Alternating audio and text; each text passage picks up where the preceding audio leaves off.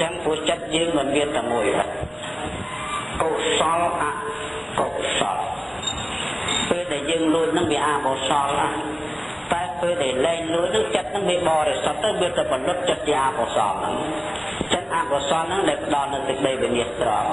អញ្ចឹងចិត្តជាកុសលទៅទប់ស្កាត់នៅការវិនិច្ឆ័យត្រង់សួស្តីធ្វើឲ្យអ្នកកម្មសិទ្ធិនេះឯងរកស៊ីមានបានតែចិត្តទៅជន់បានសុខសប្បាយឡើងវិញហើយដល់អញ្ចឹងនឹងជាសច្ចធម៌ប៉ុន្តែយើងអត់បានគិតហេតុនេះដល់ទៅពើក្រមែនតែអត់គិតរឿងកម្មទេគឺស្រោបទឹកចងខ្សែឬក៏ទូទាយខែអីបានខ្ញុំមកទីចិត្តដាក់ហើយអញ្ចឹងឯងទឹកមកត្រល់ទៅយកខ្សែមកច្បាយទៅបើមិនចាំវាហាក់យកកថាមួយទៅញៀនហើយដល់ទៅយកមកវានៅតែក្រវាអត់មានបើសិនជាកថានឹងមានគ្មានអ្នកក្រទេសុខស្មា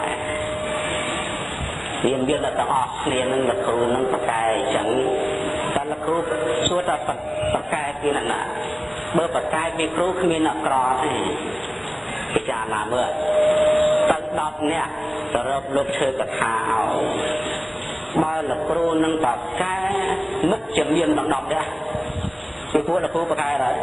ហើយចុះមិនមកវាអត់មានវានៅតែមានម្នាក់ក្រ9នាក់អញ្ចឹងប៉ុន្តែគេអាចបង្កើតពាក្យមួយគេហៅពាក្យរកស៊ីបានយូរដល់ទៅពេលមានគេថាឯងមានវាសនាទៅគ្រូជួយតែវិញហើយក្រនោះមកវាឯងអត់មានឧបនិស្ស័យគ្រូជួយមិនបានតែបកអញ្ចឹងបានតែបកកែលើយើងវិញមិនបកកែលើគ្រូណាគឺគេកែពីអញ្ចឹងគេទៅកថានឹងទៀតដែរអញ្ចឹងយើងនៅតែអស់លុយគ្រូនៅតែបានលុយដដែលគេដដែលគេចិត្តតែកែចុះកែឡើងចុះចំនួនហ្នឹងតាមការពិតគ្រូអត់បកកែទេគឺបកកែខ្លួនឯងដែរ